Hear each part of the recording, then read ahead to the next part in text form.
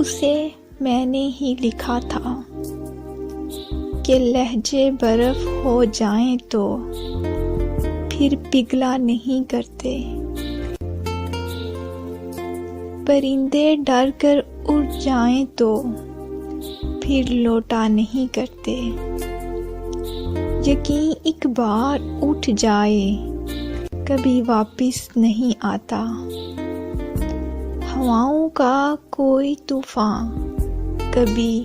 بارش نہیں لاتا، اسے میں نے ہی لکھا تھا جو شیشہ ٹوٹ جائے تو کبھی پھر جڑ نہیں پاتا، جو راستے سے بھٹک جائے وہ واپس مڑ نہیں پاتا،